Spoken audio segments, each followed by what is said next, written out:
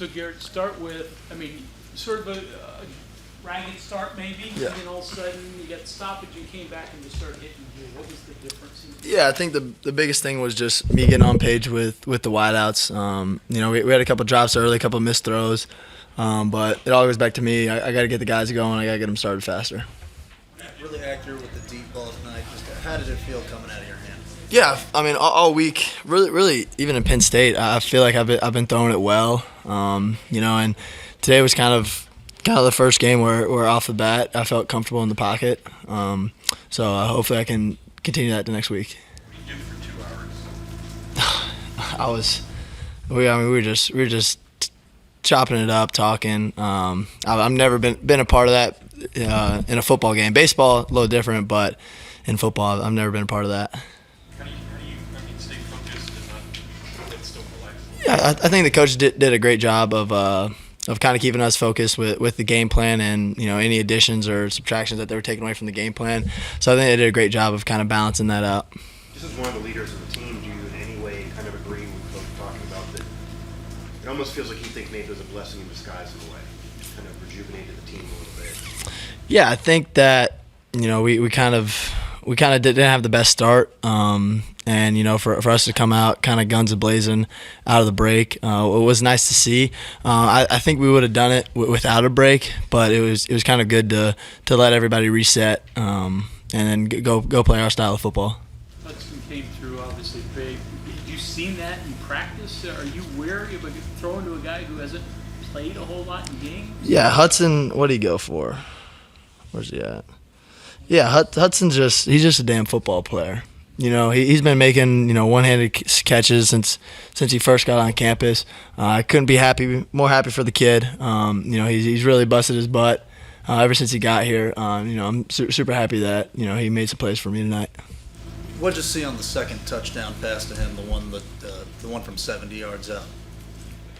Yeah, they were trying to play a little man with us, and he did a great job running the right route, and he got open, and luckily I put it on him. How about the third touchdown when he's wide open? Yeah, we kind of ran like a pump screen out there, and they bit hard on the screen, something they showed in film. So, that was the easiest one. What was a moment like in the locker room when you found out he was just going on scholarship? Yeah, I think those are probably some of the most special moments you have as a team. Just seeing how hard he busts his butt, all the work he's put in to finally see it, get rewarded, and for him to finally achieve a lifelong dream, it's super special to see, and I couldn't be more happy for him. Coach Brown's talked about you improving the layups, he calls it. Yeah. Short throws.